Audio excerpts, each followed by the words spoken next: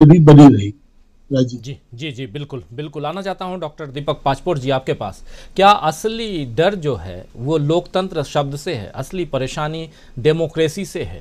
Democracy word जिसको लेकर राहुल गांधी जाते हैं, जिस पर बात करते हैं, बोलते हैं, खुद भी बोलते हैं और कहते हैं कि आप भी बोलो, यहीं से शुरुआत होती है। क्या कुछ आप देखते हैं? सही बात तो ये है राजीव जी कि भारत के लोगों को लोकतंत्र की समझ ही नहीं है कि लोकतंत्र एक कितना उदार शब्द है। लोकतंत्र में बोलना महत्वपूर्ण नहीं है, लोकतंत्र में सुनना बहुत महत्वपूर्ण है। और अगर हम उस इंग्लैंड की धरती को देखें जहां पर इन्होंने अपनी बात कही राहुल गांधी ने, तो वह धरती जो है वह लोकतंत्र की एक तरह से जन्मदात्री ही है। जहां पर आज से कई साल 100 साल पहले जब मैग्ना कार्टा जब जो था, नागरिकों का जो हक है वो क्या हो, वहां से लोकतंत्र की शुरुआत हुई। और आपको एक बात बताऊं राजू जी कि वहां पर एक हाइड पार्क है लंदन के अंदर, जो 4 रॉयल पार्क में से एक है।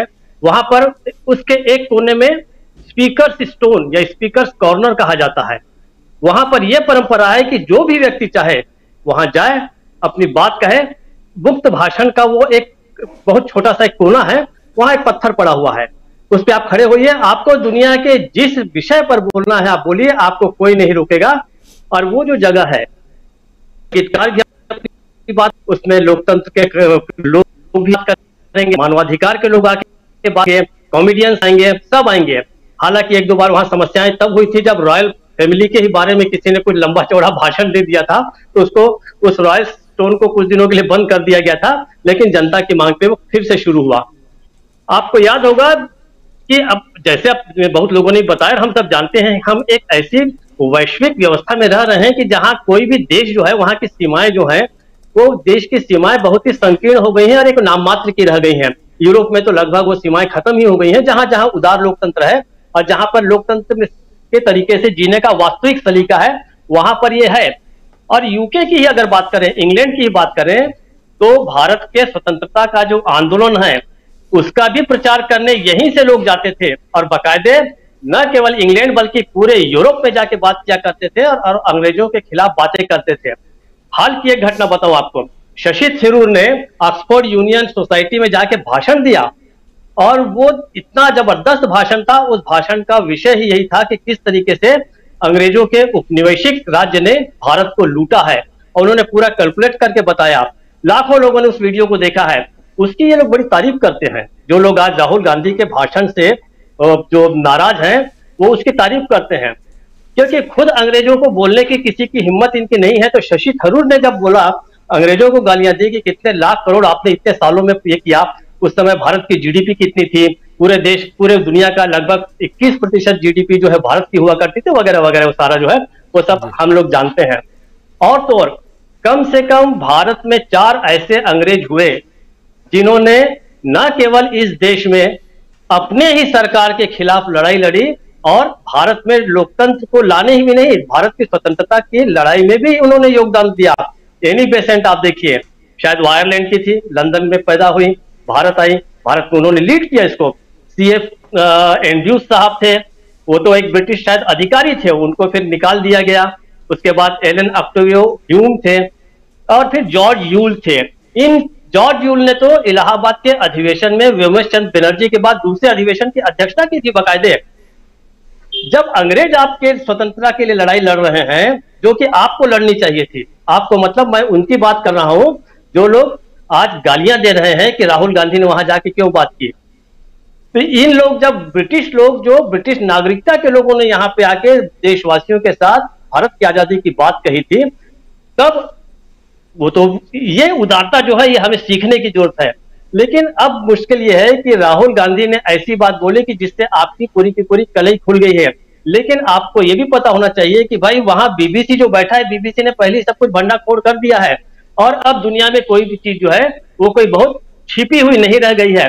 जिस आदमी को ये लगता है कि राहुल गांधी के बोलने से आपके बारे में बाहर बातें हुई हैं, तो ऐसा नहीं है। ऐसा लगता है कि उन्हें दुनिया की इस व्यवस्था के बारे में कोई जानकारी ही नहीं है। कुल जमा इससे उन्होंने, सच बात है कि उन्होंने ऐसी कोई नई बात नहीं कही है।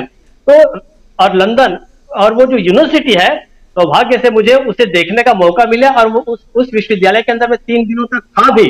मैं आपको बताऊं कि एक छोटा सा व्यक्तिगत मैं मसला बताऊंगा, उससे पता चला गया उनकी उदारता कितनी है। मुझे वहां पर एक मिस्टर जोनाथन और एक मिसेस भट्टाचार्य के नाम से जोड़ा मिला, पति पत्नी। जादवपुर यूनिवर्सिटी से दोनों ने फिलोसफी की पढ़ाई की, प्रेम हुआ और दोनों प्रोफेसर बन गए। और कैम्ब्रिज विश्वविद्यालय में एक पार्टी में जब मैं उनसे मिला तो मुझे आज अपने आप पे बड़ी शर्म आती है कि मैं उनसे बहुत देर तक दर्शन शास्त्र के बारे में बात करता रहा, और बाद में मुझे पता चला कि वो दोनों के दोनों जो है दर्शन शास्त्र के ही वो व्याख्याता है। लेकिन उन्होंने मुझे मेरा ना तो कोई मजाक उड़ाया, बहुत जबरदस्त लोग लिसनर होते हैं, वे जानना चाहते हैं, सुनना चाहते हैं, समझना चाहते हैं, अपने आप को परिष्कृत करना चाहते हैं। इसीलिए तो राहुल गांधी वहां पे गए थे कि 21वीं शताब्दी में जो सुनने की जो कला है वो विकसित की जाए। और सच बात है, हमारे यहाँ तो हर कोई बोल रहा है, मतलब ये आप में धैर्य है कि मैं भी बोल रहा हूँ और आप बहुत धैर्यपूर्वक सुन रहे हैं, तो ये जो धैर्य है बहुत कम लोगों में रह गया है। तो भारत में विकसित किए जाने की जरूरत है। इसलिए लोग नहीं जानते कि लोकतंत्र कहां तक जा चुका है। आप अगर ब्रिटिश पार्लियामेंट की व्यवस्था को देखें, आज भी वही सैकड़ों साल पुरानी, पता नहीं उसमें दीमक लग चुकी है या नहीं लगी है, लंबी सी टेबल है और 2 फीट के अंतर पे विपक्षी नेता बैठता है और प्रधानमंत्री बैठता है, दोनों शालीनता से बात करते हैं। अगर उतनी नजदीकी भारत के लोकतंत्र में कर दी जाए तो शायद रोज मारपीट हो जाए। यहाँ की किसी विधानसभा में अगर वैसी व्यवस्था की जाए बैठने की तो पता नहीं रोज हाथापाई हो जाए। तो लोगों को सीखना चाहिए। वहां पे चर्चिल जैसा व्यक्ति था और शायद उस विपक्षी नेता का नाम भूल रहा हूं, जो उन्होंने एक बार कुछ बोलना चाहते थे वो कि लेट मी डिलीवर, और जब बार बार लेट मी डिलीवर कहते थे, लेकिन नो हाँ ठीक है, वो कहते थे कि I have conceived an idea. तो चर्चिल ने सबको शांत किया और बोला सिंस ही हैज कंसीव्ड तो लेट हिम डिलीवर। तो ये जो मजाक, ये जो हंसी, पता है बहुत लाइट मैनर में बातें होती हैं, सब कुछ होता है, ये हमारे यहाँ अभी सीखने की जरूरत है। जो लोग इस चीज को नहीं जानेंगे वो जान लीजिए कि वो न तो राहुल का कुछ बिगाड़ेंगे, न तो इंग्लैंड का कुछ बिगाड़ेंगे, न ब्रिटिश पार्लियामेंट का कुछ बिगाड़ेंगे।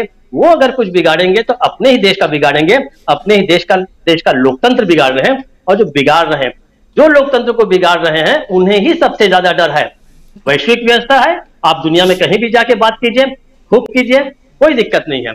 तो ये जो है, अब ये आपने जो 2-3 चीजें बताई कि वो संसद को भी संबोधित करेंगे, तो आप देखिए कि अभी तो बहुत सारी चीजें सामने आने वाली हैं और अच्छी बात है दुनिया में हमारी बात जाए। प्रेस क्लब के साथ प्रेस को भी संबोधित करेंगे, तो प्रेस से सवाल पूछे जाएंगे, उसका जवाब भी राहुल गांधी देंगे और बहुत सारी बातें उस पर भी होंगी। मतलब अगला सप्ताह जो आने वाला सप्ताह है, होली किसकी होगी और किसके लिए फीकी पड़ेगी, ये देखना होगा। हमारे साथ ही अमलेंदु उपाध्याय जी बहुत सबसे ज़्यादा पेशेंस वाले हैं, जो अभी आप कह रहे थे ना कि